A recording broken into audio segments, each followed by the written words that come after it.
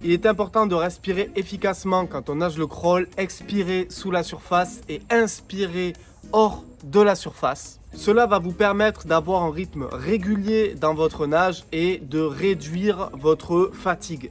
Concept de base numéro 1 en natation, la respiration. C'est le thème qu'on va développer dans cette vidéo et au fil des semaines sur cette chaîne YouTube, on développera de nouveaux concepts de base comme la traction de bras, comme les battements dans la nage du crawl, comme l'endurance, comme la vitesse. Et si ce concept vous plaît, n'hésitez pas à mettre un pouce bleu et à vous abonner à cette chaîne YouTube. Vous l'aurez compris, on va parler d'un des concepts les plus importants en natation, la respiration. Et si vous voulez améliorer votre nage du crawl, il est essentiel de maîtriser cette technique. Dans cette vidéo, nous allons voir la première chose à mettre en place pour une bonne respiration. On va voir comment tourner la tête pour inspirer. On verra l'étape de l'expiration en détail. On verra aussi la synchro entre tes mouvements de bras et ton inspiration en crawl. Et pour finir, on verra comment pratiquer et peaufiner cette technique. C'est parti pour la vidéo. Marque-moi en commentaire si tu as déjà eu des problèmes de respiration dans ta nage du crawl. Et pour les personnes qui regardent cette vidéo et qui ont réussi à résoudre des problèmes de respiration, n'hésitez pas aussi à partager votre expérience en commentaire et vos astuces à vous aussi. Le premier point essentiel à savoir, c'est quand je nage le crawl, je garde le regard vers le fond du bassin. Je vais éviter de trop relever la tête. Donc je nage le crawl et pendant 3 coups de bras, je garde ma tête, les yeux vers le fond du bassin. C'est au 3e coup de bras que je vais tourner ma tête pour placer mon inspiration. Première chose que tu as à mettre en place, c'est avoir confiance en le fait de garder la tête sous la surface, le regard vers le fond du bassin et placer tes premiers mouvements de bras comme ceci.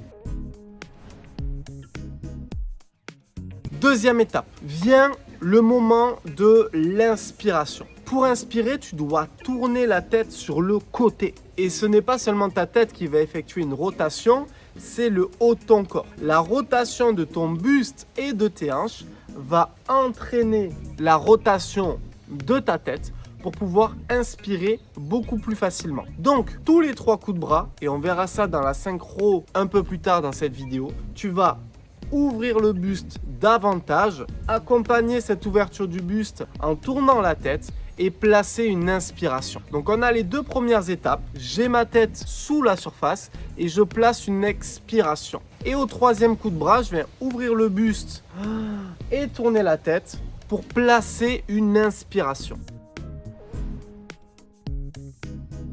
Et maintenant, 3e étape, on va voir en détail quelle expiration effectuer sous la surface. Tu sais, pendant ces fameux 3 coups de bras. L'idée, c'est qu'il y a plusieurs cycles d'expiration possibles. C'est-à-dire que tu peux choisir entre une expiration douce et continue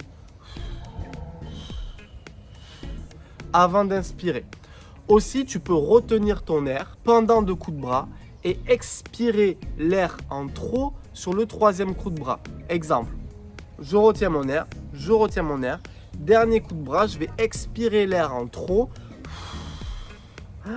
et placer mon inspiration. J'espère que tu fais bien la différence entre les 2 premières techniques. Puis la 3e méthode consiste à placer une expiration douce et de plus en plus forte au fil des 3 coups de bras. Exemple, je commence doucement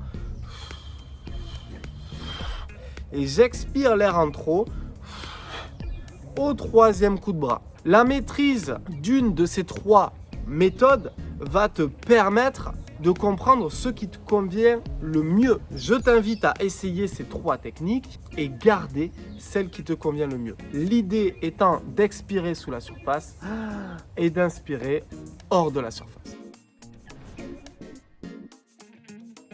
La 4e étape est de synchroniser ta respiration, expiration sous l'eau, inspiration hors de l'eau, avec ton mouvement de bras. Pour ça, tu vas compter le nombre de coups de bras que tu fais. Et quand tu touches, ça fait 1, 2 et 3. Sur le coup de bras suivant, tu vas placer ton inspiration sur le côté libre.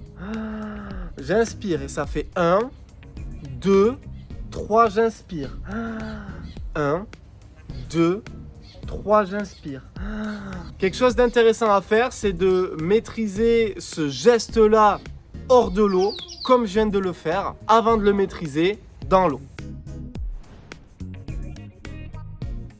Enfin, il est important de t'exercer régulièrement afin d'essayer chacune de ces méthodes, chacun de ces exercices, jusqu'à avoir une respiration en 3 temps parfaite. La maîtrise de ta respiration en 3 temps va t'aider à avoir une belle symétrie dans ta nage. C'est une base indispensable. C'est pour ça que je l'ai choisi comme premier concept de base pour avancer correctement en natation. Marque-moi dans les commentaires quel est ton passage préféré de cette vidéo. Quels sont les éléments que tu vas retenir en allant à la piscine la prochaine fois. Cette série de vidéos concept de base va te permettre de connaître les bases essentielles pour une belle nage du crawl et pour progresser en natation. Si tu veux aller plus loin, mon club en ligne est dans la description. Je te définis en détail les 10 étapes pour construire une nage du crawl parfaite. Je t'aide à avancer avec des tutos inédits, tous les éducatifs illustrés